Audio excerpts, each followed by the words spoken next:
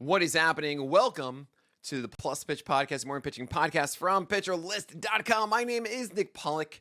Today is April 16th, and yes, we are going to talk about baseball. Oh, Jake Irvin had a phenomenal game as he went against the Pirates. And if you didn't check out the roundup image, it's a beautiful ode to Irvin Magic Johnson. But we have 7 innings, 0 earned runs, 3 hits, 1 walk, and 6 strikeouts. He got the win there against the Pirates. And yeah, this was just an easy stream, sure. But wait, hold on. Why was this the one that Jake Irvin was good and not others? Well, it's actually pretty simple. We have the curveball back in focus. It did so well in this one. It cruised all around, down in the zone as it normally does. It was just having a good curveball, and that's great. There is a problem. And I really was hoping this would be the start of some very good run for Jake Irvin, but I can't say that for 2 reasons. One, well, he's going to Coors next, and you don't really want that. But 2, he's 2 to 3 ticks down. What? Sometimes over 3, actually, on the sinker. It's at 90. This was a guy who was flirting with 95 last year. Actually had games at 95. So, not good for Jake Irvin. And yeah, I just wish that he had the velocity because the command looks like it's pretty good and the good feel of the curveball.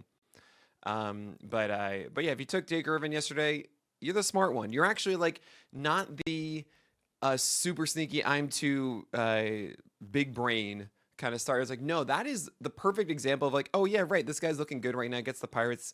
He is a 7-inning kind of guy. This should work out well. Congrats. You got the win. You got what you needed. Good stuff. Hunter Brown, 97-mile-per-hour fastballs is very good, so he went 6 innings. 0 runs, got a win against the Cardinals. Very quiet, though, 6 base runners and 4 Ks because the four-seamer had a 53% strike rate. And the sinker was amazing, 48% CSW and 12 over 40 called strikes. Also had 6 over 27 whiffs. Actually, I should say the four-seamer had 12 over 40 called strikes. The secondaries went 1 for 30 whiffs. Hunter Brown isn't really doing the things that I want him to do, which is, hey, throw 97, 98, and also just overwhelm with it. And he's not really doing that with that low strike rate. The sinker, I'm glad got whiffs, but I also want to see those secondaries actually like come alive and something really stand out. But fine, we just keep starting Hunter Brown and hope that the velocity is good enough. And I'm just being stupid because oftentimes I am. Okay, Tyler Mahle had a golden goal. Not what you expected me to say. I know. Neither did I. 6 innings, 0 earned runs, 3 hits, 2 walks, and 9 strikeouts against the Angels. Got a win. His slider went 0 for 14 whiffs. And the heater, 92 miles per hour, not 93 plus, and had a 54% strike rate. And the splitter was in the zone so much at 84 miles per hour and was awfully hittable. And he had a golden goal. I don't understand it quite, but maybe it's just the Angels being the Angels. Now he has to go and face the other LA team, the Dodgers. I'm still kind of avoiding this. I know I have him off the list, and I clearly shouldn't have. I messed that up. But it doesn't seem real. It really doesn't. At least he's throwing those four-seamers upstairs. And that's pretty cool. Logan Allen against the Orioles got the gold star. Not the golden goal, the gold star. 5.2 innings of 0 earned runs, 2 hits, 2 walks, and 6 Ks. Because against the Orioles, it got a win. That's great. Nothing that is really exciting here. When you have 6 Ks and only 6 whiffs, it's very unsustainable. Really called strikeouts are not as sustainable as swinging strikeouts. You have Quinn Priester against the Tigers. Got the win, 5 innings, 0 earned runs, 1 hit, 3 walks, and 4 Ks. Could have also gotten the gold star as well. 32% called strike rate on that sinker as he just threw them over the plate a ton is just, oh, okay, cool. That's how you got through this one. Everything else was not very good. So yeah, no, I'm not a fan of Quinn Priester. You have Shota Imanaga, 5 innings of 0 earned runs. It's nice to see it, especially against the Padres. Seeing 19 inches of vert as well is great on the fastball. I hope he can go more than 5 next time out. 4 hits, 3 walks, 7 Ks. Not ideal, but everything's cool there. I'm glad he's not imploding as some have imagined he would. You have Eric Fetty trying to be the Spider-Man that is the best Toby. And 6 innings, 1 earned run, 6 hits, 3 walks, and 5 strikeouts against Houston. Great to see it. I love that he's not throwing his four-seamer as much as he did last year, actually, which is 0 now. Really good. I'm still a little weirded out by the whole sinker sweeper change cutter mix, and I probably would avoid against Atlanta next, but whatever. I mean, again, this is a 1.5 whip. Okay, so yes, one earned run, 1.5 whip, 5 Ks, loss. So it's like not the most impressive one, even though you see the one earned run in 6. You see Kikuchi also against Texas, at Texas, 6 innings, 1 earned run, 3 hits, 2 walks, and 6 Ks. I've been a real downer when it comes to Kikuchi this entire season, right? I've been saying a lot of things, just something like, no, this shouldn't work, and he's not sustainable, and so on and so forth, and all of that. However, it's cool that he pulled this off. That's what I'm going to say there. I'm happy that Yusei Kikuchi was good enough to make this work, and props to him for that. It's not going to continue. 2 to 3 inches of vert lost on that 4-seamer. 94 on the fastball velocity, not 95, 96. The slider's just kind of going like dancing on the disco a little bit, but it actually didn't have that high of a strike rate. I'm just not seeing things that say, oh, cool, this is good Kikuchi. But it's working right now, I guess, kind of. It hasn't really been. This was a good one, I guess.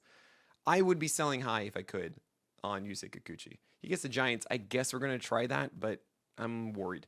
Merrill Kelly took full advantage of the Marlins. And he did exactly what he wanted to do. And more. 9 strikeouts, 6 innings, 1 earned run, 4 base runners. My gosh. Changeup was well spotted. It was only a 50% strike rate, but he got 6 out of 22 whiffs on it. Not even the best sinker and cutter either. Bad lineup. And you love this. That's exactly why we have you, Merrill Kelly. Good stuff. Randy Vasquez went 1 earned run against the Cubs in 5 innings, but 9 base runners and only 2 strikeouts, and did get a win. And you just got to remember that ERA is the most overrated stat in fantasy. That's the one we care about the most. We focus on that, but I would not want this 1.8 whip pulling me down for 5 innings. That's why I'm going to say right now, because it's not too bad. Like 180 ERA, 180 whip. The whip hurts you more than the ERA helps you, in my view, because it's 9 base runners. So you have Max Fried against the Royals. He got the win. I am saying all these weird phrases this morning. I don't know. I always say weird phrases. What am I talking about? 6.2 innings, 200 runs, 5 hits, 2 walks, 7 Ks. The whole thing about Fried is that he's normally very bad to start the year. Like, it's normally about 3 to 5 starts that you need to warm up. And the thing is, the first start of the year was a laborious one where he actually committed the error that made it worse. But he would have been fine for a win, 5+ innings or whatever. And then he's been great since. It's just been one game of Fried not being him. So you should be really, really happy about that if you have Max Fried on your teams.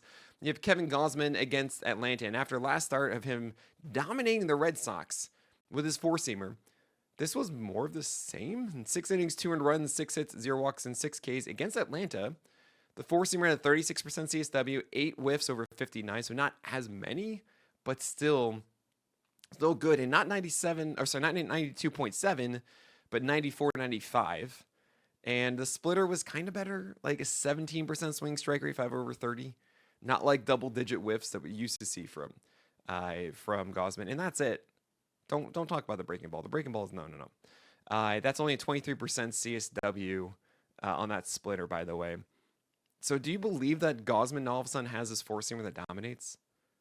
I just can't get in on that, right? It doesn't make sense.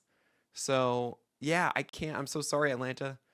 Oh, sorry. Oh my gosh. I'm so sorry, Gausman. I'm happy you took down Atlanta, but I can't do this. I think it's going to come down to earth these last 2 starts. We're going to talk about more. We're going to talk about Bailey Ober, Walker Buehler, Tyler McGill. Are there any signs there? And we have many others like, oh, this Verlander start. What do we do here? We're going to talk about all of that after this break. Tyler McGill, 5 innings, 200 runs, 8 hits, 0 walks, and 3 Ks. The new slider, just a 7% CSW. And the 4-seamer was stuck in YM lock. And I appreciate you, playback chat. Why? Because I asked you on the roundup on Monday night, YM lock versus XM lock. If you don't know what I'm talking about, go check out our player pages. It's essentially just the locations of pitches. Which one's the horizontal one, horizontal slice through the zone? Which one's the vertical slice through the zone? And playback agrees. So Alex Fast, if you're listening, you're wrong. YM lock and XM lock are labeled correctly. And Tyler McGill had a lot of YM lock, that is horizontally across the plate with his 4-seamer, not upstairs, not high lock, which is unfortunate. And this is a worse kind of McGill. Now, this was against the Twins. This is the team he should be taking down. and now he gets Philly. So good luck. I hope it's just a blip. But to me, it's kind of like a Vargas rule thing where McGill was in a rhythm. He's out of the rhythm. And I'm worried about this next one. Look, 6 whiffs and 18% CSW against the Twins. Walker Buehler, 5 innings, 200 runs, 3 hits, 3 walks, 3 Ks. He survived. The Rays aren't amazing, but then again, they took down Houck. 94 miles per hour, not 93, but 3 whiffs total. And, like, you can kind of make out his game plan of, like, cool, I'm supposed to put curveballs, like, over here and cutters kind of there. But the comparisons I keep making are, like, sure, you can play a chord and guitar, but does it sound great? Or does it just, like, you know that's a G chord, but, like, you can work on this a little bit, right? And the one here I said, I put in AI to make a catchy song, great, but it's, like, not really the song that you want, but you can't really tell why. So, I mean, I'm watching this and not really seeing the kind of guy that I want to go for. You have Landon Knack against the Rockies in Rocky Road, and here's the thing, guys. You almost got it. The only reason you had Landon Knack in here was he had 1 out in the 5th, I should say. No one on, 65 pitches, up 5-2. He just needs to get 2 more outs. And they pulled him. It wasn't like guys on base. Like, he could have gotten 2 more outs. Would have gotten a cheap win against Rocky Road. Oh, boy. You have Bailey Ober against the Mets, 6.1 innings, 300 runs, 5 hits, 0 walks, and 5 Ks. It's a Bailey special. All right. He's not throwing the 4-seamer really upstairs. And I've been saying it for ages, but, like, that to me just takes Bailey Ober down a notch. I love the fact that this start, he said, okay, fine. I know my slider is my weak point against right-handers. So I'm going to throw sweepers. I'm going to throw sinkers a ton against right-handers. And I'm going to use that to make sure the slider isn't as damaging. Well, the few sliders he threw hung and they were damaging, but it did help a lot. I like this version of Ober, and I wish he would throw more than 22% changeups and 30% four-seamers. I just wanted to pull back on the slider a bit. That's all I'm looking for. Just use the sweeper or the sinker to right-handers, and he should be okay. Mitch Keller against the Nationals. Oh, I should mention, though, he's more like in the 40s now because he's not able to get that four-seamer upstairs. Come on, Ober. You can do that. Mitch Keller against the Nationals. It's the most Mitch Keller thing of, like, 6 innings, 300 runs, 8 base runners, 3 Ks against the Nationals. He also was down 1 to 2 ticks in the heater. No thanks. Michael Wacha against the Yankees, 5.2 innings, 300 runs, 4 hits, 2 walks, 4 Ks. So close. It's a Philly against the Yankees, 1 whip. Near 1 whip, I should say. Yeah, we're cool with Wacha. He's exactly the Toby that you think he is. Go start him against the Tigers. You should be fine. Jesus Luzardo against the Giants, honestly, was not as bad as his normal downturns are. Those are 3 amazing starts from Jesus Luzardo. 5.1 innings of 300 runs, 5 hits, 2 walks, 4 Ks. The stuff wasn't as good. The command, not nearly as good as I saw in the previous starts, especially with the sweeper. And it wasn't as bad as it could have been, right? 15 whiffs, 30% CSW still. We keep rolling with Luzardo. Jeffrey Springs did not take advantage of the White Sox, so it wasn't all sunshine and rainbows. 5 innings of 300 runs, 6 base runners, 4 Ks. This changeup wasn't nearly as good as it usually is. It should be better in the future. Jack Flaherty, oh no. He answered the question. What happens when Flaherty's curveball holds a 50% strikeout rate or lower? I think it was like 48%. 4.2 innings of 300 runs, 5 hits, 2 walks, and 4 Ks. This should be a one-night bland. I'm not too worried about it. He just pulled the curveball a little too far down. Justin Verlander at Philly, 5.2 innings of 400 runs, 8 hits, 3 walks, and 1 Ks. Oh, man, this was so annoying. This is the most annoying one of the day because he returned 20 whiffs in his previous start, Verlander. I was so excited. You got the slider and the fastball velocity up, and those were actually still kind of there. But those were the 2 pitches in this one that were sub 60% strikes. No! Against lefties, you were so bad with that 4-seamer. You have an overall 53% strike rate with your 4-seamer. That is not Verlander. So this was weird too. Like, you had the previous one where it looked like, oh my gosh, he's feeling so great. He's in rhythm. He's the best version. And he just could not locate in this one. I'm more inclined to say that Verlander had an off day than, oh no, he's back down to earth. And it was against the Phillies. Now he gets the Angels. I'm going to start him there because I'm still confident that this is a new Verlander overall. You have Nick Lodolo against the Mariners. He finally had a bad one. 4.2 innings of 4 runs, 5 hits, 1 walk, and 6 strikeouts. He had a softer four-seamer at 93. His secondaries had a sub 58% strike rate on both. Yeah, the curve on change. But he still had 32% CSW. And I think I'm still going to start him against the Orioles. I think Nick Lodolo is pitching pretty well. And for this being one of the off days, because every pitcher has those like not perfect games. This is not so bad. Charlie Morton, stop starting Charlie Morton. I mean, he just threw lefty. He threw against lefties for the most part. Curveballs are going to be generally worse against them because he treats it like his primary breaking. Also think like more like slider sweeper for him. It's still effective against lefties, but it's still better against righties. And 5 innings, 5 runs against the Guardians. Like you just shouldn't do it. 44% strike rate on Morton's curveball is just, oh gosh, that's not going to work on a given night. Sean Burke against the Athletics. He's not even at 94. So it's 3-point winnings of 5 runs. No, we are out on Sean Burke until he finally dominates truly with the four-seamer, and that sets up the 2 secondaries of the slider and the curve.